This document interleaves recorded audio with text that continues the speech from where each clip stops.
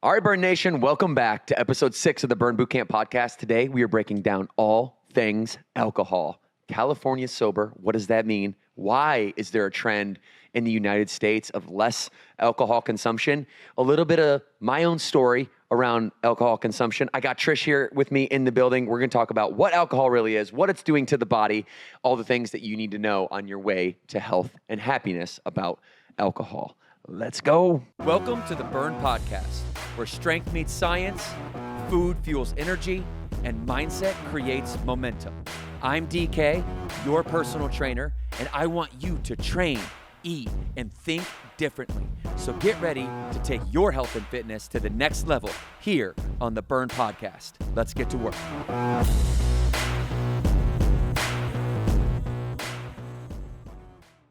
All right, Trish, this is an interesting topic today. We get to go deep on one word. That one word is what? Alcohol. All right. I have a lot to say on this topic. It's been a big part of my life. It's been a big part of my family's history. And, there is some really interesting trends kind of happening right now. You're out there in the world tracking down the trends. Okay. And I want to know what you came across because we have some interesting topics. Go ahead and take over. I'm looking at our screen here and I see a lot of stuff that you're going to get into that's juicy. Yeah, I think it's so fun that part of my job is just to be on TikTok and social media and just see what's going on out there. How can we help the people? And if you are on TikTok, I'm sure Bethany Frankel has popped up into your scroll because she's all over mine. She's known for, she's kind of taken on this persona on TikTok of doing the Lord's work. So she does all the trends, and something that she did recently was she was exploring this idea of California sober. And so if we want to roll this clip of her doing the Lord's work regarding what she calls alcohol alternatives. So let's go. Lord's work means trying alcohol alternatives for the people. Nowadays. For the people.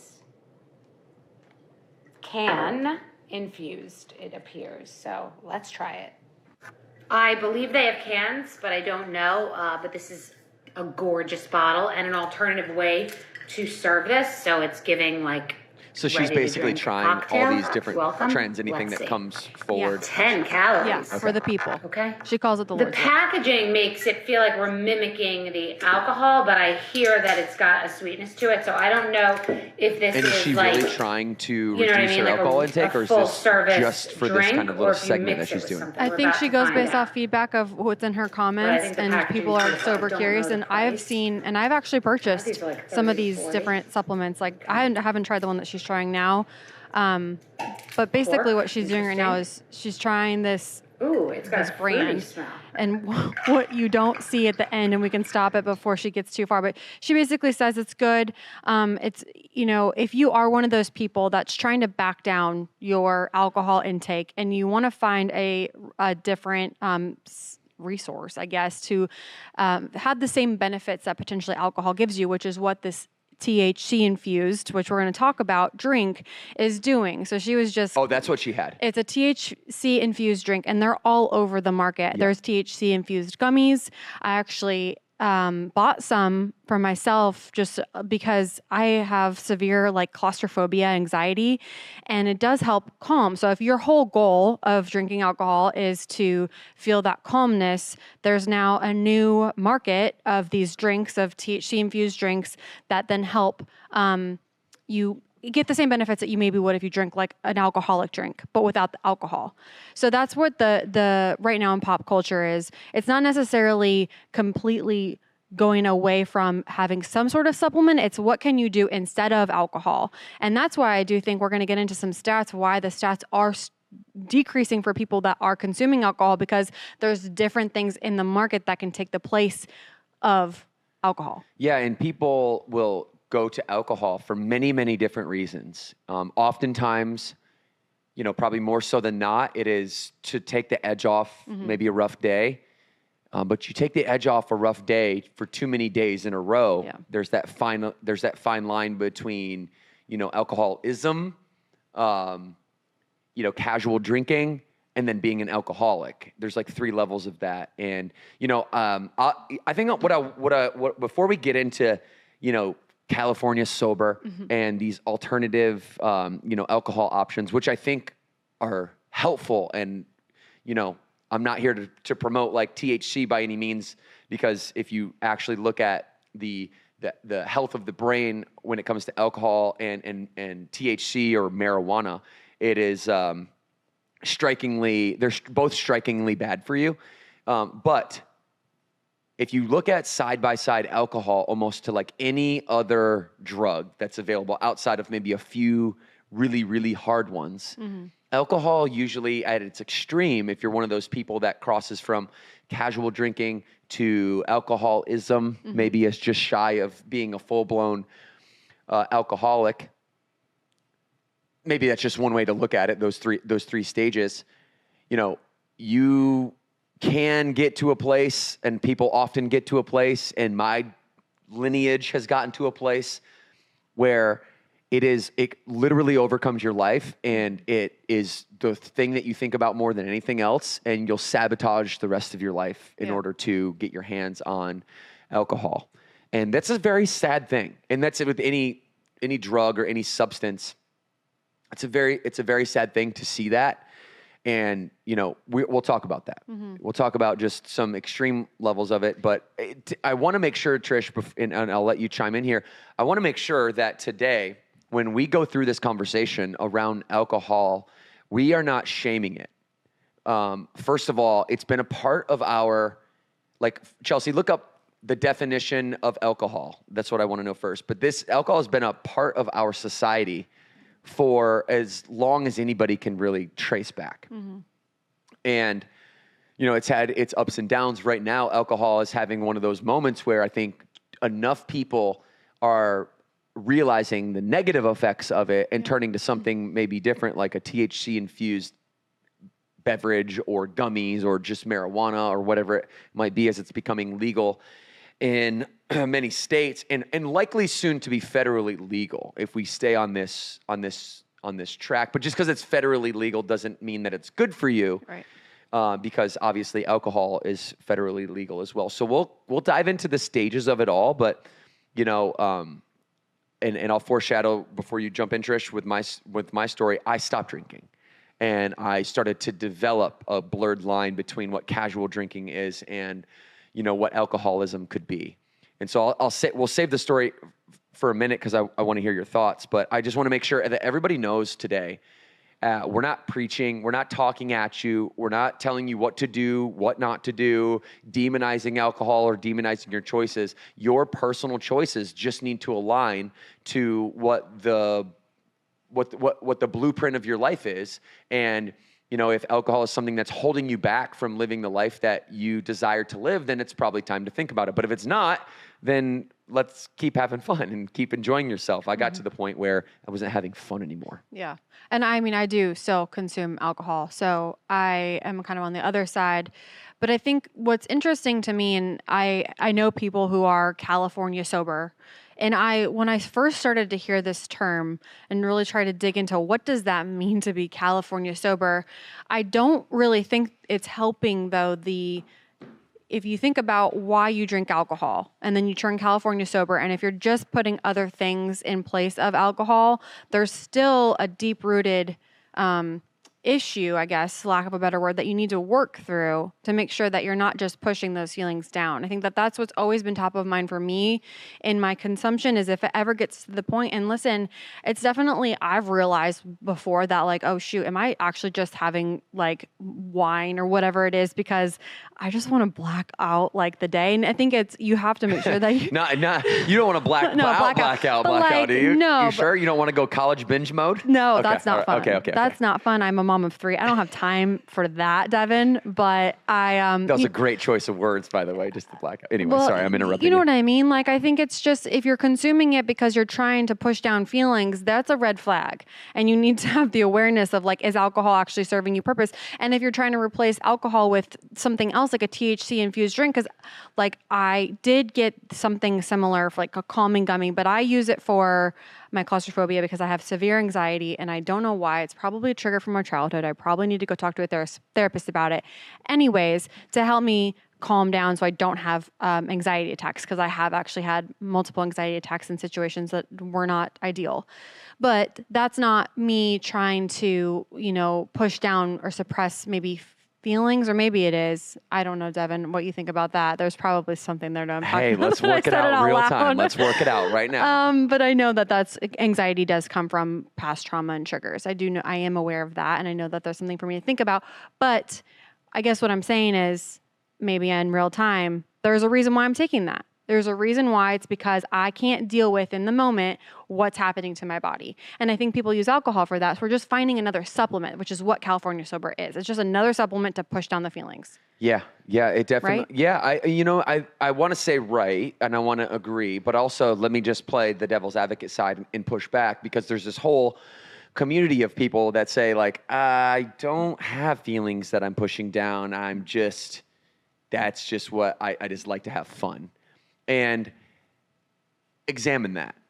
Like, examine, are you, like, if you are reaching towards something outside of yourself to control your chemistry, I think there's always an opportunity for discipline. There's a time and place in everything for moderation. Here's the reality. And then, Chelsea, we're going to go to GPT and look up what the definition of alcohol is, because, like, I want to know it, right? Because I want everybody to know it, because we need to start from a place of, like, what is this thing? But we have as human beings, a tendency to do things that we really enjoy, that we know that are bad for us, and then give some reason to it, some justification to it as to why I'm actually doing this behavior. Is it just to have fun and to, be social? And maybe that's the case, but there's always a line where something goes from fun and casual to detrimental to your life. And that is what I think we need to become more aware of. Is, are we or aren't we? Like, are we masking our feelings with this alcohol and pretending that we're not, or are we really not doing that at all? Mm-hmm. What do you think? I mean, there's a real opportunity every single day for you to justify and make an excuse as to why we might have bad behavior. Yeah. And is it bad behavior? I think there's a philosophical debate here. Yeah. No, I think you're right. I mean, I think about when I have a glass of wine. I have a glass of wine because I love the taste, and I like the way that it makes me feel. Like, it calms me down, makes me relaxed, and that's why I consume wine. I don't consume, like, other alcohols as much because I don't, to be honest, don't like the way it makes me feel that much, like vodka and beer, but I do enjoy the way that, and that's me being very honest with everyone and why I drink wine and why I look forward to a glass of wine on occasion. Well, we just interviewed Boss, mm-hmm. and he is going to, has he been on the podcast? He's going to be on the podcast very, very soon. We're going to release his episode very soon for all you guys. So stay tuned for Ron Boss Everline. And he was just talking to us about the taboo nature of, like, trainers that, aren't supposed to drink alcohol. But there's this whole, side. His argument was, hey, I'm going to celebrate. Mm-hmm. And, this is a way for thousands of years that we've really celebrated. So I'm going to celebrate. Mm-hmm. And when we were talking about that event he did with Michelob Ultra, mm-hmm. And, there's a time, there's a scale. And I guess my point is no matter what you are doing for yourself, like, whatever substances you put in your body, whether it's water, mm-hmm. whether it's food, too much or too little of anything, anything, literally anything. Too much social media is going to rot your brain. Not enough social media will make you will leave you in the dust. Mm-hmm. Too much alcohol, you're going to ruin your life. Not enough alcohol, you could be a very anxious, socially awkward person. Mm-hmm. There's an argument for even the pH balance. We talk about this all the time on our nutrition episodes. There's an argument for your pH balance. If you drank too much water, there's such thing called water toxicity. Mm-hmm. You could die from drinking too much water, or you become too alkaline as your you're not at homeostasis, you're too alkaline. Or you can be too acidic. You can be so acidic, and you see people that die from like acidity. Mm-hmm. And if you're an alcoholic, then you're probably going to have a very acidic body. Too much of anything is the real answer. So where does alcohol fall in the scale? If you look at the actual, when the journals go study alcohol in human consumption, what they deem safe is, or kind of that middle ground, is about 2 drinks max per week.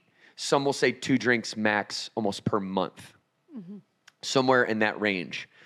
And so just by pure objective science, if you are having a glass of wine on Monday, Tuesday, Thursday, and Sunday, okay, by the very definition, your body is going to be in a place in which alcohol is not allowing it to maximize health. Mm-hmm. And that's just the reality, okay?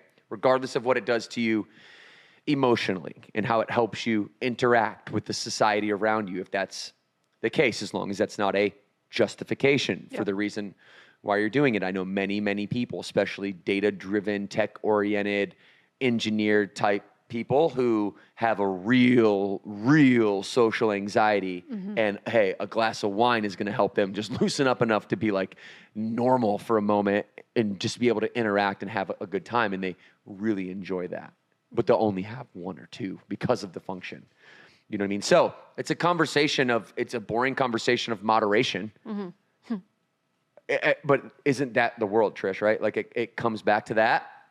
And I got to a place, you know what? Let's look at definition first real quick. So the definition of alcohol can be defined in 2 ways. This is GPT that we're on, okay? So like from a chemistry perspective, like let's just go down to like science, and let's just talk about it from a science perspective and then a common/everyday definition. So in chemistry, alcohol is an organic compound in which a hydroxyl group is bound to a carbon atom. The simplest and most common alcohol is ethanol, which is the type found in alcoholic beverage. Other types of alcohol, methanol, isopropanol, exists and are used for industrial, medical, or cleaning purposes. But these are toxic to humans if consumed. Okay. So obviously all alcohol is basically saying it's an organic compound. It's toxic to humans when it's consumed. What that's basically saying is alcohol is a toxin. It is a poison, and it's highly diluted and in small amounts. It's not harmful to the human body, but in doses higher than that, it is harmful to the body. Common everyday definition is alcohol refers specifically to the ethanol and the intoxicating ingredient in beer, wine, and spirits, the psychoactive substance that affects the brain and central nervous system, producing effects like relaxation, lower inhibitions, impaired coordination, and higher amounts intoxication. Okay. So we're starting from the place of alcohol is safe when consumed in a moderation, but also moderation, the definition of moderation is probably not the same as 99% of people's definition of moderation. Yep. And then you have, you have this question that arises next, like after what is alcohol? And that question is, how do I know when I'm using it in the appropriate way versus how do I know when I'm using it in an inappropriate way? And that is the kind of gray between casual consumption and alcoholism.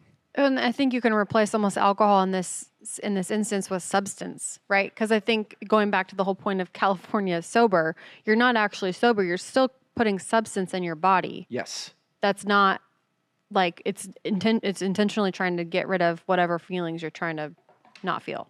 Yeah, I think it's safe to say in some degree, any substance that changes kind of your feelings or your emotions or impacts you in that way, there's something going on there. Yeah. Right. How deep is it? I think we all are, we're emotional beings and we all have traumatic experiences. No one person's traumatic experience is bigger or better or more scary or traumatic to them than anybody else's. It's all relative.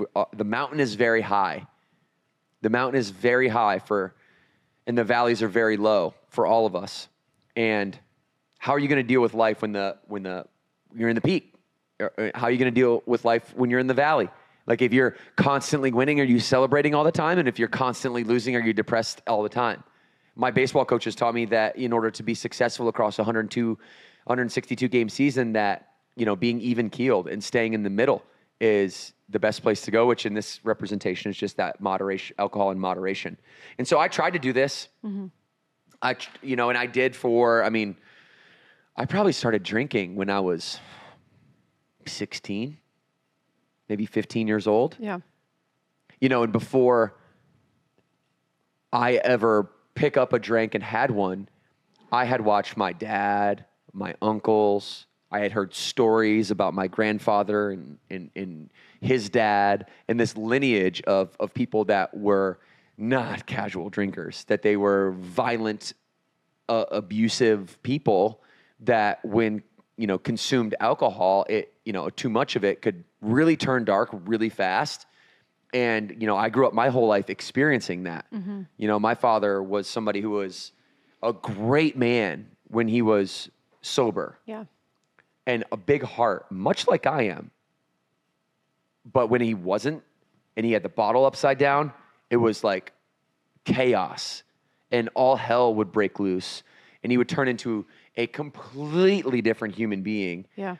And emotional abuse to to the point where I couldn't even repeat some of the things that were said to me without feeling like a cringe. And I shouldn't say that to you. No matter how close I am to you, some of these things are so vulgar that it's I just feel uncomfortable saying it out loud. But it was not a conducive environment to build healthy young, kids, myself and my siblings. And so the verbal abuse was at a 10 out of 10 out of 10 out of 10. The physical abuse was an 8 out of 10.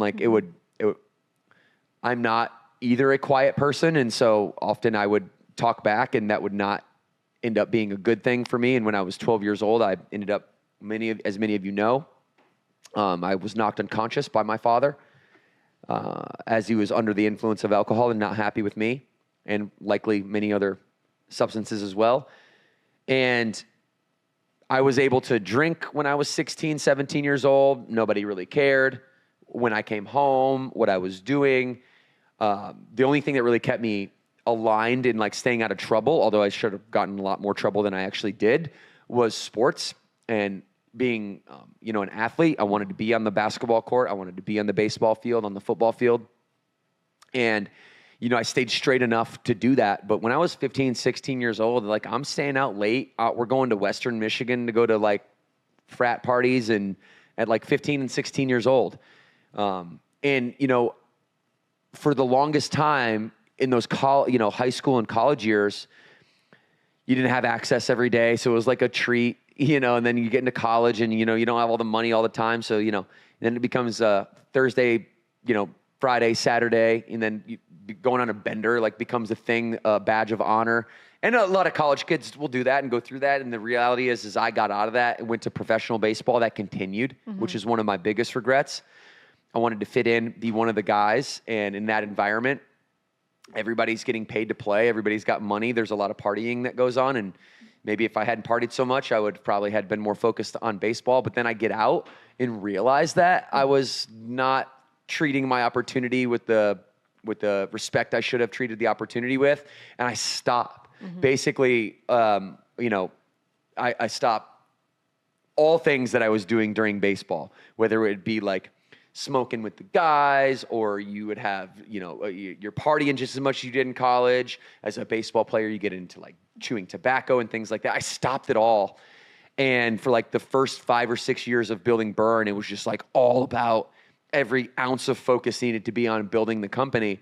And then you start building the company. And then as all of my entrepreneurs and business owners out there listening know, then you start going out to these dinners, and you have an event on Tuesday, and then there's one on Wednesday, and then you have this, I want to treat my new vendor to a drink. And alcohol became a part of my lifestyle, because now all of a sudden I'm in this environment all the time in which we're celebrating, toasting new partnerships, right? And it's all these reasons to celebrate. And I would find myself, slowly but surely, and this is maybe over like a 25 to 35, this 10-year period of slowly but surely, the frog in the boiling pot of water analogy, that if you put a frog in room temperature water and you slowly turn up the heat on the water, the frog will just burn to death. But if you threw the frog in an already boiling pot of water, it'd jump out. What happened to me was the water was room temp and it slowly heated. And I kept getting more invites to do more things. And I'd have my 1 or 2 double gray gooses, right? And I would be fine. And I was getting into this point of like alcoholism. And then I got to like 2 years ago, and I realized that I was starting to develop an issue. It wasn't that I was to alcohol. Alcoholism was a problem. I wasn't a full-blown alcoholic yet, but here's what scared me. You know what scared me? What? Is I saw around the corner what my life would be like if I was an alcoholic, if I did depend on it, and it looked a lot like the life that my dad lived. Yeah. And nothing scared me more than that my DNA, my lineage, has no idea how to handle substance. And I come from a part of that line. And so for me to sit here and pretend that that the apple falls like completely so far away from the tree that it doesn't matter where you came from, I started to realize my addictive personality and my obsessive nature over like helping and impacting people's health and happiness and building our company also was becoming very addictive and obsessive in that realm. And I started sneaking alcohol. And at that point, it was like, ooh. Yeah. I remember when my dad would hide bottles of like Royal Crown. I think that's what it was called. In the purple bags. Remember the Crown Royal? That's Crown Royal. I would find the purple bags all over my house in like random spots. And I'm like, why is there a Crown Royal bag in the drop ceiling? Yeah. Or in the toolbox outside. Why is there Crown Royal? And so just to finish up my story, a mark of taking that next step from alcoholism to being an alcoholic to me is marked by regretting the things that you do the next morning. If you get messed up and you're on one and you wake up and you're like, oh man, what an idiot. I can't believe I did that. Yeah. That to me, people, is a signal that you got an issue. If you wake up the next morning and you're like, oh, that was super fun. I had a great time, and you're not feeling that like urge to get up and drink and do it again and repeat the cycle, then you're probably fine. But if you're regretting the things that you do the next day, you probably have an issue and you probably need to do something about it. I realized this about myself, that I wasn't breaking the chain. Like maybe I was the first one to go to college. Maybe I was the first one to become a millionaire and start a business. Maybe I was the first one to, stay married and have children by the same woman, and all these other firsts for my family. But I hadn't put down the drinking. And all I could think about was, how are my sons and my daughters going to look at me in 10 years if I continue this behavior? And it was the same distaste that I had for my father. Although I love him for many things, I'm forced to love him for the things he taught me not to do, which is a hard thing to swallow. And I did not want to be that for my children. So April 21st, I quit completely. And I don't think that I'll ever have another drop again, because now what's more powerful to me is the thought of actually like evaporating the chain rather than just breaking the chain. It's evaporating the chain, starting a new life. And I've given this meaning associated to my alcohol intake for me, people, personally. This isn't for Trish. This isn't for you. This is for me personally, that if I didn't give that up, then I wasn't being all I could be to break the chain for my family, my lineage. The Klein last name, when I was a kid, was associated with trouble, prison, abuse, defiance. And I wasn't allowed to hang out in certain circles because of my last name. Today, I've reshaped what that name means, and it's very important to me that's what I mean by legacy, that my children grow up and they're proud of the last name that they have. And I think consuming alcohol for me personally takes away from my opportunity to be able to do that. And so that's my decision for me. And it took me a very long time of realizing how this was creeping up on my life to do something about it. But I didn't just quit alcohol. I quit everything because I'm an all in or all out person. And that's my story. And I don't regret it. And I'll tell you what, I'm much happier walking around with the confidence knowing that I was able to put something down that generations of clients have not been able to put down, and I'm able to put it down and be the one that shows my kids that, hey, whatever decisions you make in the future, your dad was set an example to make this decision, because they don't have their grandpa anymore, because their grandpa passed away and 59 years old from alcoholism and drug abuse. And they're going to know that. And I don't ever want to have to answer the question, well, Dad, you're 59. Why are you still drinking? You know what I mean? Yep. So that is my story. And I'm not giving advice. I'm just sharing the way I feel about it. Yeah, no, and I appreciate you sharing. It's, my story, I grew up without really alcohol at all. My mom didn't drink. My father, biological father, he raced IndyCar, so he was a professional athlete. He didn't drink. So I think I started drinking because I was curious about it because it wasn't around. My real father, I don't remember whenever I'd go visit him before he left. I remember him having occasional beer. So my experience with it growing up was a little bit different. And I think it sparked my curiosity, but I don't have feelings associated. I have a lot of feelings. You guys have heard a lot of my feelings, but when it comes to alcohol, nothing from my childhood.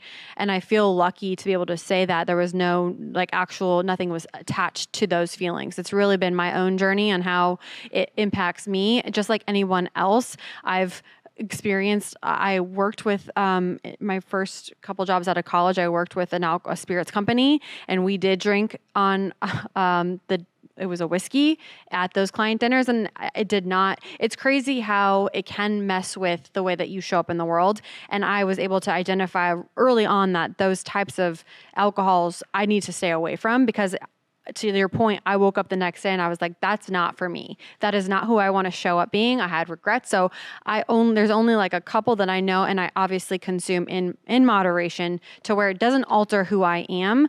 I think also in marriage, it's very scary if both of you guys are drinking alcohol and you get into an argument. Would you have gotten into that argument if alcohol wasn't involved? The next day you can wake up. So, my husband and I have had serious conversations on making sure that both of us are aligned and we're both on the same page if there is alcohol present. And we've gotten really a lot stronger in our marriage because of having those honest conversations. But really that's just for me has been really, how does it impact me? How am I showing up for my kids and making sure I'm not over consuming in the fact that it's changing who I am or altering how I show up as first and foremost, as a mother, as a wife, as a friend, as an employee, all of those things. So, it's been a lot of trial and error for me for sure. And I'm sure other people out there can relate if you haven't had, emotional, maybe, associations to alcohol like I have in my past. Yeah. And something needed to break that for me, the habit of it. And I really turned to meditation. Mm-hmm. And for me, I've been meditating now for maybe 8 years, and I started meditating in my 30s. Before then, I thought it was just this is what the yogis do, and the Buddhists and the people who are monks in temples, and this is that. That was my perception of it. Yeah. And then I realized that what meditation is the practice of not being consumed by temptation. We have all these things that are tempting in our lives, and what is a temptation if you really break it down? It's a thought followed immediately by action. It's this desire that has no gap between the desire and the action. And I desire it, I get it. I desire it, I go, I'm walking by the donuts at the grocery store, and I'm by myself. Ooh, I smell that donut. I'm about to have 2 donuts while I'm shopping or something. I've done those things before, so I know that somebody out there can relate to that. Or I'm going by this food place, and just the sensory nature of it just reminds me of taking part in an action that is just habit. It's just habitual. It's there. by way of nature and by who you are. And so you have to then have a mechanism. If you're just going to go quit something cold turkey, you're going to have a mechanism to replace that. The correct term is like displace that energy, that temptation energy that was on whatever it might be. I mean, food is in the same category for you. Alcohol, weed, pills. I mean, you have addictive TV, social media, all these substances or behaviors are all temptations. And unless you have a mechanism to disassociate the thought from the action, then you're going to be really you could potentially be at the mercy of those thoughts. The yogis call this the great gap. You have to have the great gap between the thought and the actual action. So for me, meditation has been profoundly impactful because any change that those changes that you like wanna organically make in your life. Yep. You probably have a couple of them right now. I've got a couple of them right now. I want to make this change, but I haven't made it yet. Yeah. And it's like, well, you haven't found the proper thing to displace that energy with, right? Yeah. Because energy is neither created nor destroyed. Yeah. It only can be displaced and it can mold into something else. When the water becomes steam, it doesn't evaporate. It's water vapor now, right? And then, it ends up being moisture in the clouds, and the clouds condense the water molecules, and the water molecules come down as rain, and it changes states again, and then it hits the ground, and it freezes, and changes states again. It's not water, it's not vapor, it's now ice. Yeah. But it's just that energy needs to be displaced by something else. So for me, meditation has been profoundly impactful for the reason being that when you meditate properly, all you're trying to do is think about nothing. Yeah. How simple does that sound? It's so hard. To think about nothing. It's so hard. It's so when I first started, it was the worst 10 minutes of your life. All you want to do is think about all the temptations that you have and all the feelings that you have associated to those temptations. And meditation has taught me just to almost I'm training my mind like I would train a dog. Sit, stay, don't move. So you don't even confront the thoughts that you have while you're in meditation? No. Okay. No, I think about drinking all the time. And if I do, I'll take 5 minutes out of my day or 10 minutes out of my day to sit, and I'll be aware of the thought. And then we were just in Costa Mesa, California. Yeah. Right? We're out in Costa Mesa. We're having a beautiful dinner. We're out on the water. I thought about ordering a double Grey Goose on the rocks 4 times during that meal. You know what I mean? Because I'm so used to, in this environment, this experience, this temptation triggers. Yeah. And I almost actively meditated there just for a minute, just to sit there and just try to think about, have a different conversation and only think about, I don't know, so you saw me and our social media manager, Presley, striking up a conversation. Well, I struck up a conversation with her because I'm interested in what she has to say, but also because I was thinking about this other thing, so I needed to kind of reroute my attention. So there's ways to do it if you're conscious, and my favorite one, there's ways to disassociate if you're consciously aware of it. My favorite one and most potent one is 10 minutes of meditation where you think about absolutely nothing, and it's just all it is. If you guys think about it this way, it's your temptations fighting each other and you just being a participant in watching those temptations wrestle with each other. And just let your problems be their own entities. Don't own them. Don't say, I am the problem. No, you are a person that has these problems. You don't own them. You are not them. And you just watch the temptations wrestle each other. And what I try to do is imagine if I'm stuck on something, I'll imagine it riding off on like a horse and buggy. I know this is weird. I will imagine it riding off on like a horse and buggy into the sunset. And I'll almost just watch it fade away until I'm back to nothing. And I want to be just pure consciousness, just no thing in no space and in no time.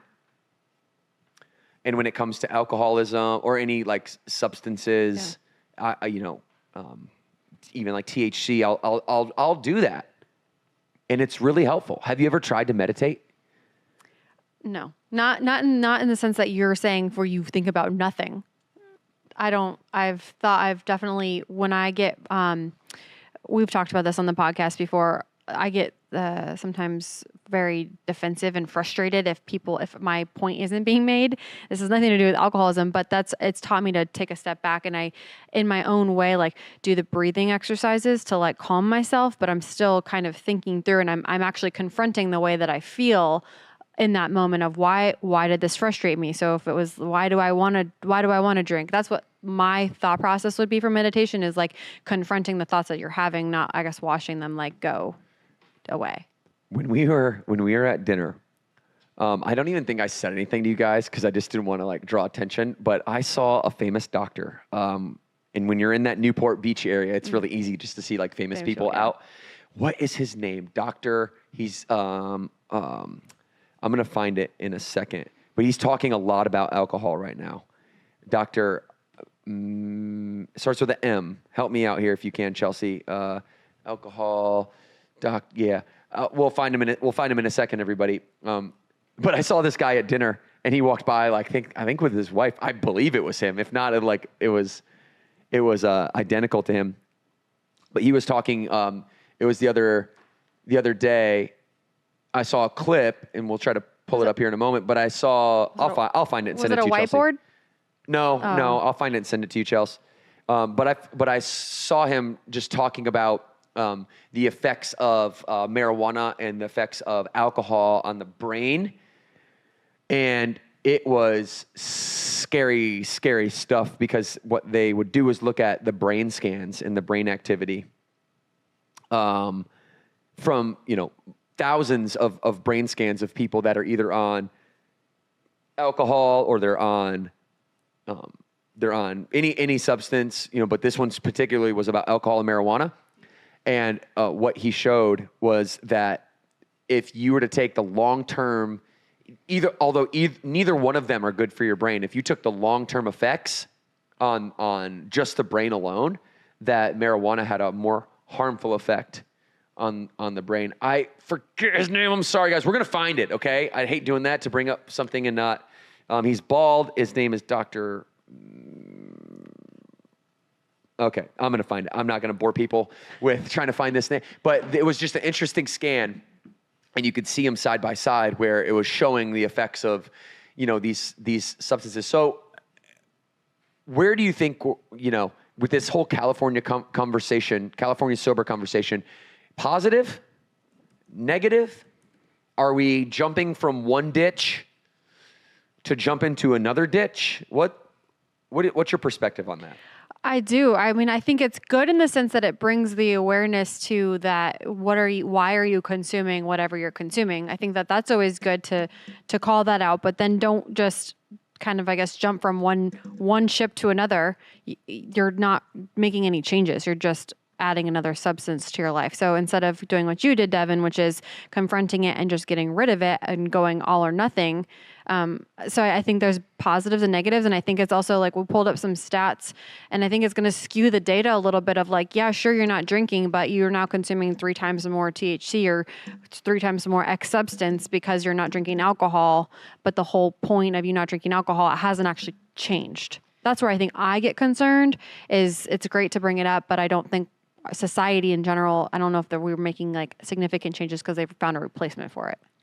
Yeah. So the interesting question is, when we see alcohol consumption going down in the country, Chelsea, can you just GPT alcohol consumption in 2024 and 2025? Because I do know that alcohol consumption as of like 2020 and 2021 was at an all-time high.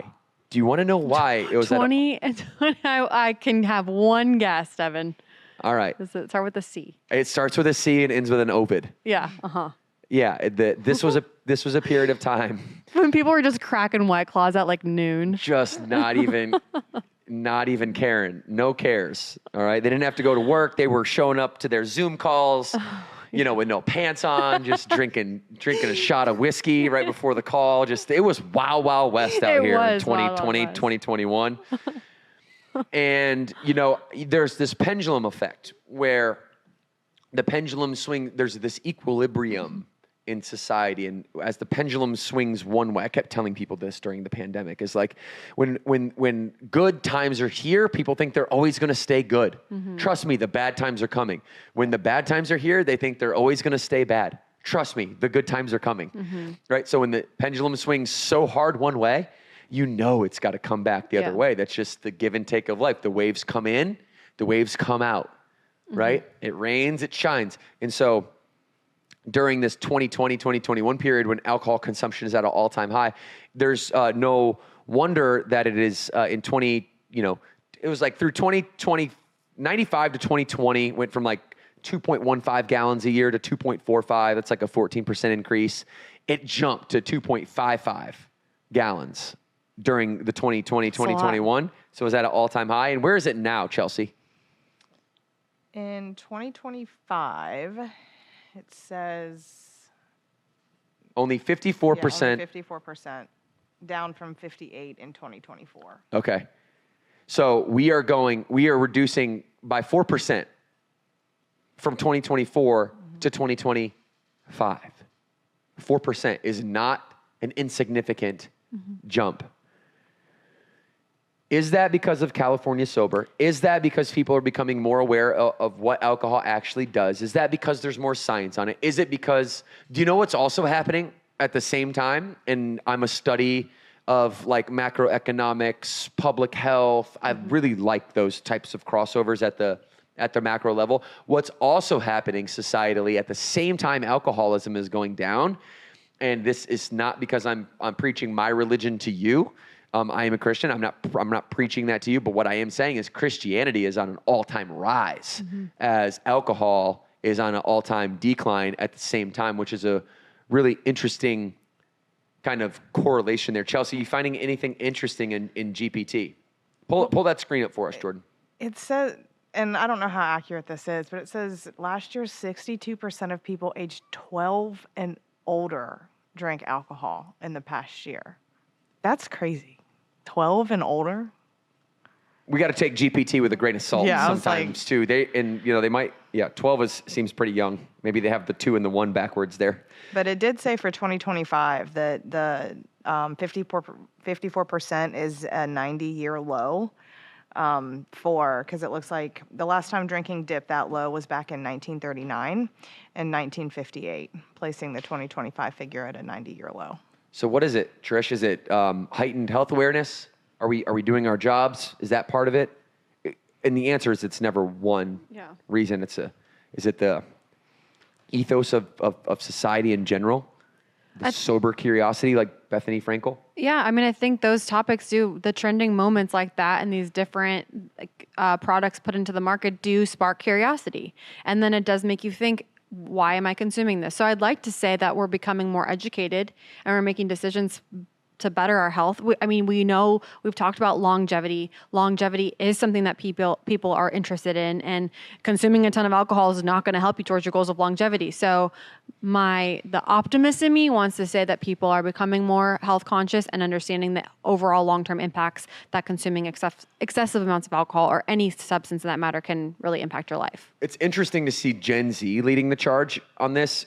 We've talked about this before in the podcast, that when you see the generation of people in front of you who struggle with something, it's nice to see the generation behind actually learn from that and actually grow. I think that's part of just the collective unconscious as a society. We learn from, it's some of this stuff we talk about maybe like with obesity and us being in a bad state or being in a bad state with alcohol or whatever it might be, or health. It's like, yes, okay, got it.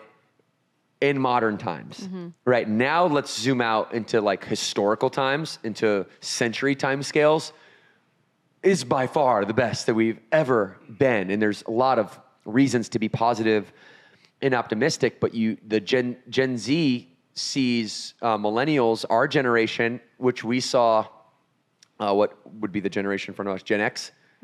Is that it? Yeah. It's a boomers, X, millennials, Z, and then robots after that. That's what's going to come next is the robot. Like alpha. It's alpha. Gen Alpha. Yeah. Our kids are alpha. And then robots will be the next one after that. But 18 to 34 is this Gen Z category. And, they're down 10% just in recent years, from 72% of people in that age category down to 62%, still the majority.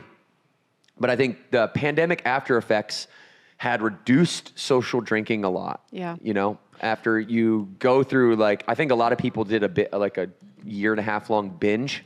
Yeah. During that time, and the pendulum is now swinging back toward, maybe that was a little much. And now there's almost like when you over-engineer something in business, and it's like, we'd over-engineered that a little bit. Let's take it back. Like, you realize that, all right, I got to pare this back now. Yeah. Because that was too much, and maybe I went a little far, and maybe that sparks moderation. Mm-hmm. I think you bring up a good point on like the COVID situation and kids in the house watching their parents consume so much alcohol. To that generation, they're like, I don't need to do that to enjoy my life. So I think you're right. That makes sense. You know what I used to think is that you couldn't have fun. Like, I associated fun with alcohol like so strictly. That was, yeah. I'm going to say pickleball. Yeah. Pickleball's fun. You could do it sober. I'm just going to tell everybody that, again, this is my own personal story. I'm having way more fun because I actually remember. Yeah. You know, and I'm able to be in the moment and just like I don't know. For me, I'm such an ambitious person and like almost like a futurist where like it's a bad thing to live in the future too much. Mm-hmm. That's a very depressive world to live in. To always constantly live in a world that's not here yet. Yeah. It's like, that means there's nothing to celebrate because there's nothing here yet. Mm-hmm. Or live in the past where you dwell on all the failures. Like, either way, like, moderation, right? Yeah. I know it's boring, but it's true. Yeah. I can't live in and so alcohol had me like escaping my past, but then drowning out the future. Mm-hmm.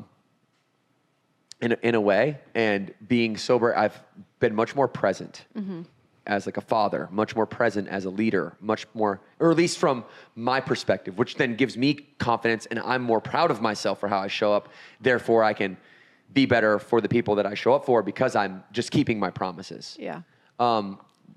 You hear people making promises they break all the time, right? Yeah. It's like that's like the prerequisite. You do that enough times, that's the prerequisite to mild depression or depression itself. And, you know, people make a lot of promises to themselves around alcohol and around fitness, especially. My question for you would be, no matter what it is in your life personally, how do you approach promises, keeping your self-esteem by keeping those promises? That's a loaded question, Devin. Well, it's a good one because it's a great question. It'll make you think. It does make you think. What comes to your mind? I think first it's I'm always going to go back to how am I showing up the best for my kids, and then making sure that whatever I'm doing is for the best for them. And however I'm managing either my alcohol consumption, or maybe it's, for me, it's not getting so overwhelmed or like, we've talked about this a lot. I get like very, I get like frustrated, like, right. And that even it had shown up with my kids. So it's whatever I can do to make sure that I am being the best person that I can be for my kids, and making sure that I have a routine is the best thing that I know to be true for me. It keeps me in line and in check, and making sure other people know my goals, because, you know, if I can tell my husband, hey, this is what my goals are, he is there to make sure he holds me accountable. Or if it's one of my best friends, they'll hold me accountable. So it's making sure that you're surrounding yourself with people who have your best intentions at heart. The people, oh my gosh, my mom always told me this, when I was growing up, your friends are who you are going to be. And I could not say that to be more true just through experience. So the two things are making sure that my eyes are on the prize, which is being the best version of myself for my kids. And then having people that love me and not want the best for me to know also my goals, so they can keep me in check too. Did that answer your question? Yeah. I love it. And, you know, as we're sharing stories a lot today and not giving much advice, I wanted to kind of end with some advice. Okay. Because I think a lot of people look to us to navigate themselves when it comes to health, when it comes to fitness, both in gym, on demand, here on the podcast. And I think and I'll just share again my story, but here's some maybe as advicey or preachy as I'll get today, is acknowledge where you're at without shame. for so long I pretended like it wasn't an issue for me when it was. And if I realized how, chemically addictive and socially acceptable alcohol actually is, then it wouldn't be so hard to admit it, because it's a very tough thing to navigate, right? It is designed to get a hold of you. And when it gets a hold of you, it can really do damage in your life. And so, acknowledging that you have an issue without shame, because you maybe don't want to feel bad about yourself and admit you have a problem, is step number one. So just take an inventory of where you're at. Do you have an issue? Well, do you regret the things that you do the next day? And after you acknowledge or don't acknowledge, or acknowledge and either confirm or deny that there is an issue, it's like, we'll continue to just be aware. How many times are you drinking? Track that, right? Track how many times you're drinking and give yourself boundaries. This is my advice. Like, life is all about boundaries. My bedroom has a boundary, bathrooms have a smaller boundary, right? Your house has a boundary, your state has a boundary, your country has a boundary. What is your boundary when it comes to food? What is your boundary when it comes to how much you're willing to tolerate, your kids acting up? What is your boundary with alcohol? Set the boundary, set a rule book, have some regulation for yourself. And I'm not saying you have to quit unless it's a problem for you and you need to, and that's going to better your life. Trisha doesn't have an issue with it. Maybe she'll turn to a glass of wine a couple times a month or whatever, maybe a week on some stressful weeks, just to take the edge off. There's nothing wrong with that. She's not waking up the next day and having any regret. She still shows up the way that she wants to show up in life. So you're building awareness. And, when you do consume alcohol, are you the person that you want to be? Mm-hmm. Are you the person that you want to be when you are consuming alcohol? And I think if you are, then keep it in moderation, because it's an addictive substance and it can creep up on you like the frog in the water. Otherwise, small steps, guys. Small steps can have big impact if you just, maybe stop for a day, stop for 2 days, give yourself an opportunity just to say, I can do this if I need to. If you're feeling like you do have an addictive personality and you are becoming obsessive with your behavior, stop for 90 days. Do a sober October. Do a no alcohol, weekend. Get some non-alcoholic beverages, whatever. Some small steps that are going to help you delay or swap out or reduce exposure, or just set limitations for yourself, because life is all about boundaries. And then when you set those limitations and you actually stick to them, then you're going to gain confidence. You're going to strengthen your mind and body and your ability to control your impulses, and then try to seek connection with those people that are kind of in that same boat with you. And that is my biggest piece of advice there. Trish, do you have any advice for everybody as we take out the podcast today? I think just rewind and listen to what he just said again is probably my biggest thing. I know I do this in our podcast. Devin drops a lot of good nuggets, and sometimes I'm looking at our team like, we need to put that on there, because it is sometimes, and my husband's like, that to be true whenever I'll tell him something, and you just sometimes need to hear it from someone else, even though it's true, for it to actually stick. So I would rewind, listen to what he said, and really think about it, and how that's going to impact your life to live the best life that you can. It's an important decision, all right? To drink it, not to drink it, that it's totally up to you. As long as you know the facts, as long as you know going in that it is a literal chemical poison, and you have to moderate that. The body can tolerate it, but only in certain quantities. And you're going to have to navigate this journey, not alone, but you're going to have to make some of these decisions for yourself, because only you can look inside and say, hey, is this affecting me negatively or positively? So it's time to get honest with ourselves, and maybe have a meditation and reflect and try to just let the dust settle in your mind. And usually you can spend 10 minutes in silence. The answer has a way of revealing itself. You want to take them out like we always do? Yeah, guys, remember, if you liked this episode, if you know that there's someone out there that's dealing with something similar in their life that could benefit from this, I know we all probably have someone on the top of our heads that could use this. Just again, someone else sharing the information, please share it with them. Like, subscribe, follow us on Instagram, Burn Boot Camp Podcast. We want to hear from you. So make sure you're getting into our DMs and sharing your feedback with us. Like we always do, 2 claps on 2, 1, 2. See you guys.